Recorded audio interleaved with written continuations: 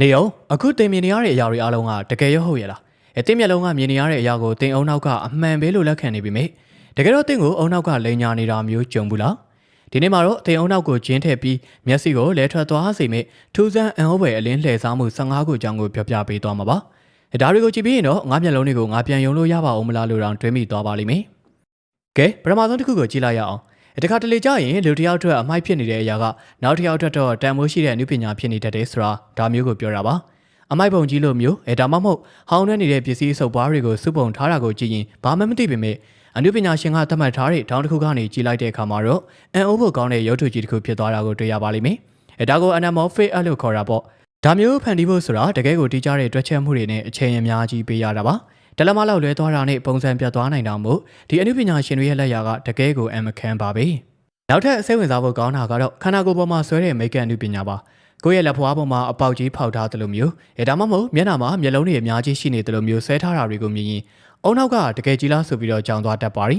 တကယ်တော့ဒါတွေကအယောင်နဲ့အလေးမှောင်ကိုအသုံးချပြီးတော့လိန်ညာထားတာပါအနိကကြည့်လိုက်ရင်တော့မှဘယ်ဟာကအစ်စ်ဘယ်ဟာကအထုဆိုတာခွဲခြားရခက်အောင်ကျွမ်းကျင်လွန်ကြပါရီဒီမှာကြည့်ပါဦးကျိုးတွေနဲ့ချိတ်ထားတဲ့အမဲရောင်ဘောလုံးလေးတွေကိုမြင်နေရတယ်မလားဘာမှမထူးဆန်းဘူးလို့ထင်ရပေမဲ့လူတယောက်ရဲ့မျက်နှာပုံစံဖြစ်အောင်ဒါမှမဟုတ်တခြားပုံရိပ်တွေဖြစ်လာအောင်အကွက်ချစီစဉ်ထားတာပါဒါကဘာကိုတက်တည်ပြနေရလဲဆိုရင်အရာဝတ္ထုတစ်ခုကိုကြည့်တဲ့အခါဘာကိုကြည့်နေတာလဲဆိုတာထက်ဘယ်လိုတောင်းကနေကြည့်နေတာလဲဆိုတာကပိုအရေးကြီးတယ်ဆိုတာပါပဲနောက်တစ်ခုကတော့ shadowology လို့ခေါ်တဲ့အရေးနုပညာပါတာမန်ပစ္စည်းလေးတစ်ခုကိုမိချောင်းအောက်မှာထားလိုက်ပေမဲ့ထွက်လာတဲ့အရေးကတော့လုံးဝကိုမထင်မထားတဲ့ပုံရိပ်တစ်ခုဖြစ်နေတတ်ပါရီဒါကတော့တကယ်ကိုမော်ပညာတစ်ခုလိုပါပဲကဲအခုပုံလေးကိုတေချာကြည့်ပေးပါဦးသင်ပါမြင်ရလေလေးတောင်ကွက်လေးတွေကိုပဲမြင်ရတယ်ဟုတ်တယ်မလားဒါပေမဲ့ကျွန်တော်ကဒီထဲမှာစဝိုင်း16ခုရှိတယ်လို့ပြောရင်သိယုံမလားတေချာကြည့်ကြည့်ပါမြင်းချောင်းလေးတွေကြားမှာစဝိုင်းလေးတွေကိုရှာတွေ့သွားပြီဆိုရင်တော့အစောကပြောခဲ့တဲ့လေးတောင်ကွက်တွေကိုမြင်တွေ့ရတော့မှာမဟုတ်ပါဘူးဒါကို Copper illusion လို့ခေါ်ပြီးကျွန်တော်တို့ရဲ့အုံနောက်ကမြင်းဖြောင်းတွေကိုပို့ပြီးတော့အာယုံစိုက်တဲ့သဘာဝကိုအသုံးချထားတာပါစက်ကူနဲ့လှုပ်ထားတဲ့ရုပ်ထုတွေအကြောင်းရောကြားဘူးလားကြည့်လိုက်ရင်ကြောက်ခဲနဲ့ထုစစ်ထားတဲ့ရုပ်ထုကြီးအတိုင်းပါပဲဒါပေမဲ့လူတစ်ယောက်ကအဲ့ဒီရုပ်ထုကိုဆွဲလိုက်တဲ့အခါမှာတော့ရာဘာလိုမျိုးရှည်ထွက်သွားတာကိုတွေ့ရပါလိမ့်မယ်ဒါကတကယ်တော့စက်ကူချက်ပေါင်းထောင်ချီကိုကပ်ပြီးတော့ပြုလုပ်ထားတဲ့လေဟောင်ပိုရဲ့နေပညာပါတကယ်ကိုဗဇက်ဟောင်းသားဖြစ်သွားစေမယ့်မြင်ကွင်းမျိုးပေါ့တခြားထူးဆန်းတာတွေလည်းရှိနေပါသေးတယ်တက်တူတစ်ခုကတုံခါနေတယ်လို့မျိုးမြင်ရတာဆိုင်ကယ်စီးသမားရဲ့ခေါင်းကပြောင်းနေတယ်လို့ဖြစ်နေတာကအစ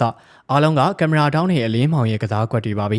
အီတလီနိုင်ငံကဆန်စီရိုအားကစားကွင်းမှာရှိတဲ့လက်ကလေးတွေကိုကြည့်ရင်လေလက်ကားကြီးကလဲနေတယ်လို့မျိုးထင်ရပေမဲ့တကယ်တော့လူတွေကပဲပတ်ပြီးတော့တက်နေကြရတာပါ